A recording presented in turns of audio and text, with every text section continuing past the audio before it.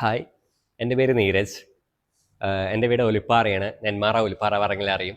അപ്പം ഞാൻ എല്ലാവരുടെയും ഒരു ആഗ്രഹമാണ് നല്ലൊരു ജോലി വേണമെന്നത്. അത് ഗവൺമെൻറ് ജോലിയാണെങ്കിൽ ഏറ്റവും ഉത്തമം എന്ന് വിചാരിക്കുന്ന ഒരു കാറ്റഗറിയിൽ പെടുന്ന ഒരാളാണ് ഞാൻ. അപ്പം അങ്ങനെ ഞാൻ എയിംസിൽ ജോയിൻ ചെയ്തു.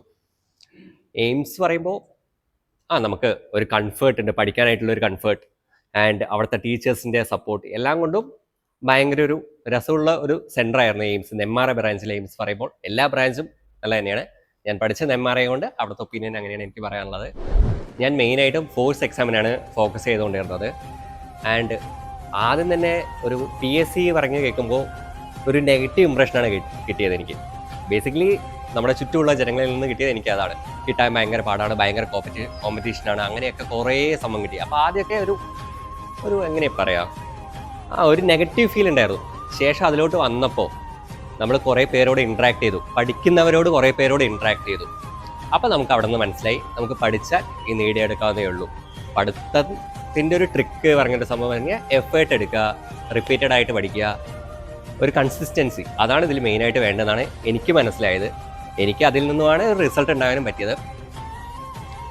ഞാൻ രണ്ടാമത്തെ CPO എക്സാമിലാണ് എനിക്ക് ഈ ഒരു ജോബ് റിലേറ്റഡ് ആയിട്ട് അല്ലെങ്കിൽ ജോബിൻ്റെ അടുത്ത് എത്താൻ പറ്റിയത്. ആദ്യത്തെ എക്സാം ഞാൻ സപ്ലൈ ലിസ്റ്റിലായിരുന്നു, ബട്ട് സ്റ്റിൽ ഞാൻ വിട്ടുകൊടുത്തില്ല. വീണ്ടും എഫേർട്ട് എടുത്തു. എൻ്റെ നെഗറ്റീവ് ഒക്കെ ഞാൻ തരണം ചെയ്തു ആൻഡ് ഞാൻ വീണ്ടും പഠിച്ചു. അതിൻ്റെ റിസൾട്ട് ഞാനിപ്പോൾ നേടി. ഏതാനും കുറച്ച് ദിവസത്തിനുള്ളിൽ ഞാൻ സർവീസിലേക്ക് കയറാൻ പോവുകയാണ്. അപ്പം ഞാൻ വിചാരിച്ച ആഗ്രഹം ഞാൻ നേടിയെടുത്തു. അതിൽ ഞാൻ ഹാപ്പിയാണ്. ആൻഡ് എനിക്ക് നിങ്ങളോട് പറയാനുള്ളത് അത് തന്നെയാണ്. പഠിക്കാൻ തുടങ്ങിക്കഴിഞ്ഞാൽ ഒരിക്കലും നമ്മളിപ്പോൾ പിന്നിൽ നിന്ന് വലിക്കാൻ കുറേ പേരുണ്ടാവും. എന്നിരുന്നാൽ കൂടെ തന്നെ നമ്മളതൊക്കെ തരണം ചെയ്ത് ഭയങ്കര എഫേർട്ട് ഇട്ടിട്ട് കൺസിസ്റ്റൻ്റ് ആയിട്ട് പഠിക്കുക, നന്നായിട്ട് എഫേർട്ട് ഇടുക, ഡെയിലി പഠിക്കുക, റിപ്പീറ്റഡ് ആയിട്ട് വീണ്ടും റിവിഷൻ ചെയ്യുക. നമുക്ക് മറന്നു പോകുന്നു എന്നൊരു തോട്ട് ഉണ്ടാവും. സ്റ്റിൽ മനുഷ്യന്മാരായ എല്ലാവർക്കും മറവിയുണ്ടാവും. അത് എല്ലാവർക്കും ഉള്ളത് തന്നെയാണ്.